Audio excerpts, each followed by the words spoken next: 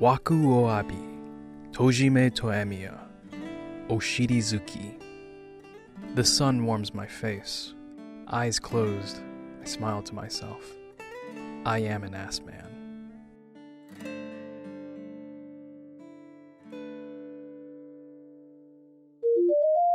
Man, I can't believe there isn't anybody talking about this series. Nope, not a single person. I came into Jujutsu Kaisen the same way I do with several series. Completely blind. And while I heard a lot of hype around the series as it aired, I refrained from watching it until now. So what's my bad take today? The animation sucks, it's got no heart, and the music blows. If you wanted to hear me dunk on this series, too bad. No, instead what I'm doing is making a simple tier list where I explore the main characters, because Jujutsu Kaisen is full of wild personalities. So let's just jump into it.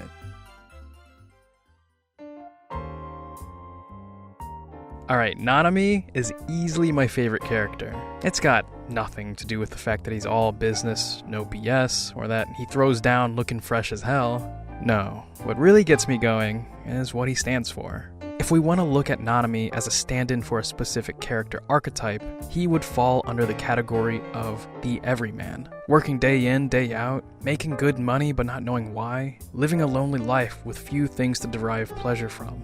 Nanami is that typical Japanese salaryman that we hear so much about. And what I love about him is that when he decides to quit his job, who we see is a man that is truly alive. Nanami has found purpose and meaning in being a Jujutsu sorcerer. Plus, he's found a healthy outlet to unleash the latent energy he's always had in him, despite being older than most of the cast. To see him use the same precision he had as a salaryman in combat to trounce his enemies is just so satisfying. Absolute king, S tier, easy. Ah yes, the walking gap moe character. Miwa seems like a serious, formal person until you hear her inner monologue, and also see how she acts when no one's looking. She's serious during work, but has more playful, girly side to her. That formal, serious side to her isn't entirely an act. During combat, we see that Miwa uses Iado, a Japanese martial art, and seems equipped for more traditional combat. Unfortunately for her, she engages in abnormal combat with unhinged people. What's neat about Miwa is that she feels like the average sorcerer to compare everyone else to, since the majority of the cast in Jujutsu Kaisen are lunatics, narcissists, or absolute idiots. I won't lie, she's obviously way less developed than most of the cast, but that's actually okay. I think she's a genuinely funny to watch comedy relief character, and we need people like her to balance the scales when the tone of a show gets too serious. I'm putting Miwa at a solid F tier for fucking useless without a sword. Just a prank, into B tier she goes. He's a pretty innocuous character, but what I like about Wasuke is that he serves as a simple catalyst to get things moving. Characters often need a push to begin their call to adventure, and for Yuji, it was the passing of a loved one who left a final message. While Wasuke's parting words about helping others and making close relationships could be written off as a silly cliche or lacking in any subtlety, which it absolutely is, considering the age demographic shonen series typically aim at, it's a simple, healthy message that any excited little kid can run with. With that being said, I'm putting him at D tier for being dead.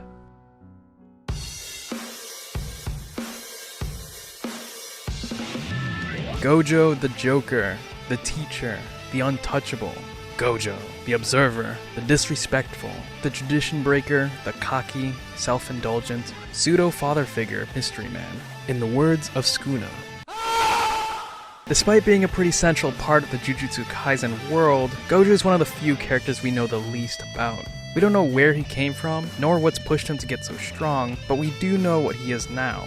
The most powerful man in the sorcerer world, who fights authority, curses, and acceptable social norms. As the teacher figure, he serves as both a guide for the main cast and a reference point to how much the power system can be pushed. And I don't just mean how powerful magic in this world is, I also mean how visually creative these powers can be, because goddamn does this show do cool things with colors. What I'll say is that the author has to be careful with a character like Gojo, because the audience can easily ask, why not just let him solve everything? He's clearly way stronger than everyone. The author so far has done a good job of getting him out of the picture when other characters need to shine. Gojo is given outside tasks that force him to leave, and the enemies work around him in specific ways. That's pretty creative, but I wonder how it'll vary in the future. Can't wait to see what the author does with him. With that being said, I'm going to put Gojo at a solid A tier. He's a joy to watch on screen, and serves as a good reference point to how far the magic system in this world can be pushed. The only reason he's not higher is because I don't think wiping the floor on all the baddies you face is particularly cool. It's like playing ranked in Apex as a diamond player against bronzes. It's just a complete stomp. Is it wrong to want to see a challenge? Eventually I can move him up, but homie's gotta struggle a little bit, you know? Oh, women in this show are so badass. If you want to talk about a duo of interesting characters, look no further than these two. Both Maki and Mai play a personal underdog role and have a good setup for their character arcs. Maki was rejected for being unable to see curses and left her family to prove that she could become a powerful sorcerer. Mai, despite being able to see curses, was far less talented than Maki and worked hard to follow in her sister's footsteps. I think both stories leave a lot of room for personal growth. Maki's obsession with being strong and proving her family wrong made her lose sight of the importance of her own sister. Mai's determination to reconnect with her older sister by hardening her emotions and learning how to fight has made her unable to live for herself. They're both twisted in their own ways and can't just see eye to eye, despite secretly caring for each other.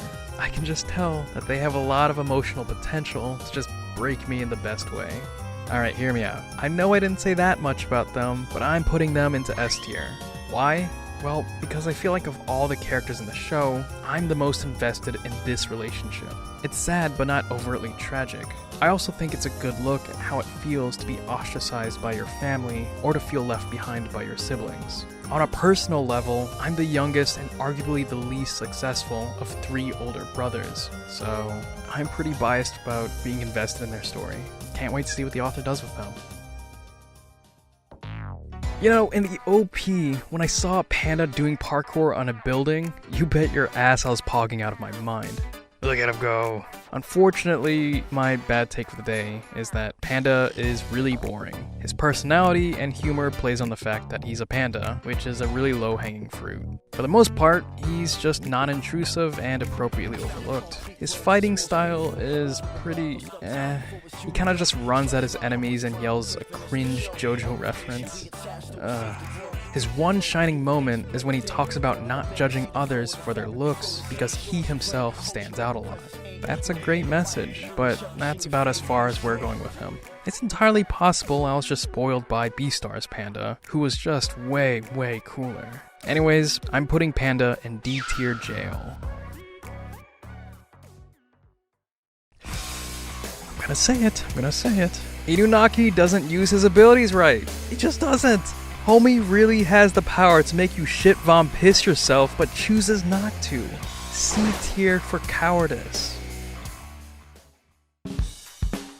Megami, the brooding man with a kind heart and beautiful eyelashes. Visually alone, he's quite the eye candy. All the spirit animals he summons are badass and are used in so many unique ways. And not only do we get to see him fighting with martial arts, but we get to see him using weapons like swords, a Sansetsuken, and tonfas. We also get the most inner monologue out of Megami. He's easily one of the most conscientious characters in the show. He's very self-reflective and recognizes when he's contradicted things he said in the past. He also takes personal criticisms to heart. And despite seeming cold towards others, of all the characters in the show, he arguably cares the most for others. I'm really weak to characters that self-reflect because it's that inner monologue that really drives a character's natural growth.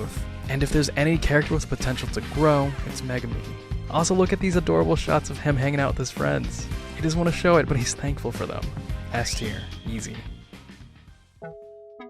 You know, it was in the middle of this school fighting arc that I really started getting character background fatigue. Usually, I'm a fan of getting to know a character properly before they get into action, because that way, we can get a better read on why they're doing what they're doing, as well as what's at stake in the fight. And of course, there's other ways of telling backstory, like hinting at it through the things they say or how they act. However, it really felt like for Mekamaru and Kamo, their stories were oddly shoehorned during the fight, at least from my perspective, and just kind of felt forced. I'm not gonna bother talking about their backstories either, they're both tragic, but like I said, by this point, I was very backstory fatigued. It's possible they're interesting later, but for now, I'm just gonna toss them into F tier.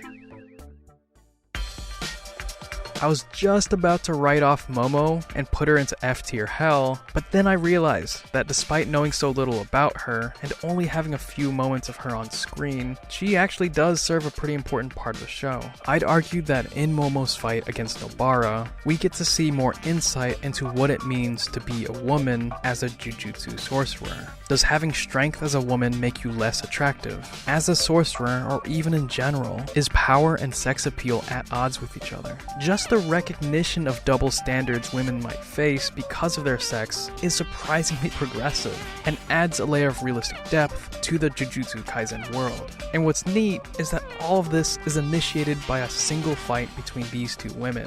While we only get a handful of moments with Momo, her contribution to the social depth in this fictional world is important. I'm putting her at a C tier. Speaking of strength and sex appeal, Nobara is one hell of a character. Confident, powerful, terrifying, kind, prideful, and a goofball. It's hard to not enjoy watching her. While I get the feeling that a lot of writers today want to empower women, I think sometimes it comes off as superficial when these female characters lack flaws and weaknesses. Nobara is not that character. Her confidence is the source of her success, but it's also led her to greatly underestimate enemies and has left her ill-prepared at times. Overall though, her sometimes reckless fighting style is not only stunning to watch, but it's also one of the most unique powers I've seen. Despite seeming initially standoffish, just from her actions and the way she talks to people, you can tell she's actually quite personable and caring. Oh, and she's a massive dork with Yuji. They're basically a pair of siblings, and it's super endearing to see them play around or wreak havoc together. And with that all being said, I'm putting her at a strong A tier, and the only reason she's not higher is that there's not enough of her. Can't wait for the next season. Oh boy, this douche. Evil, chaotic, narcissistic.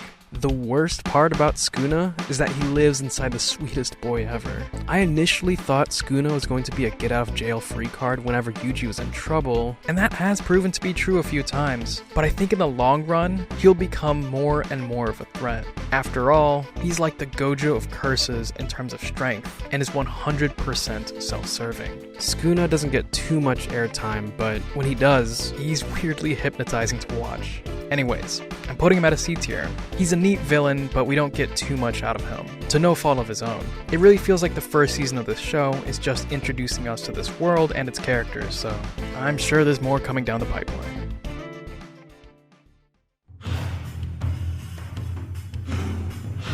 Where do I start with this guy? The worst thing an important character can be is boring and forgettable. To me, it's the ultimate insult. Toto has left one of the strongest impressions on me. Maybe it's got to do with the fact that he seems like a meathead but has a shockingly simple but graceful ability. Or that he's one of the few characters we get to see actually have a personal life with hobbies. Or that we can relate to the fact that he likes to have his cake and will in fact eat it too. Toto is the type of character where their absurdity and comedic elements don't actually contradict their stunning badassery, and that's no small feat. His absurdity also serves as an incredible way to get Yuji to become stronger. This solution is super creative of the author. It's both comedy gold for the audience and growth for Yuji as a character.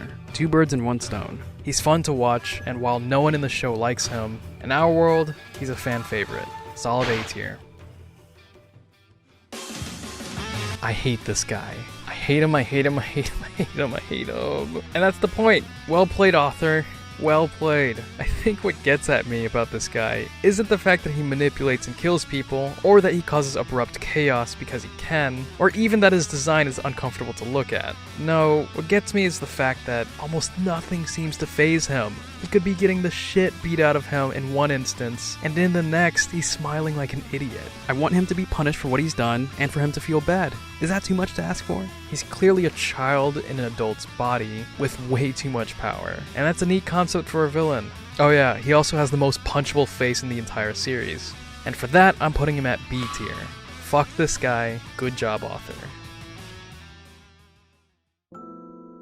You know, I think it'd be easy to write Junpai off as a way to develop Yuji's character, but I think there's more to him than I initially realized. Similarly to how we could see Nanami's character as a critique of the overworked salaryman caricature, we could see Junpai as a critique of the relentless bullying, or ijime, that occurs in many of Japan's schools. If you read through some articles on the topic, it's unbelievably cruel what students in Japan go through when they don't entirely conform and fit in with the class.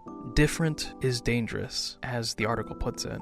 Adults and teachers ignoring the bullying or seeing it as a form of playing isn't unusual either. And we see this all happen to Junpai. Vulnerable and alone, it's people like Mahito that will manipulate and prey on people like him. However, when Junpai meets Yuji, you can't help but think maybe it's possible that he's redeemable, that he can come back to ground as long as he's with the right people and in the right environment. Maybe it's possible for him to laugh and smile again in the company of friends. But it's not meant to be.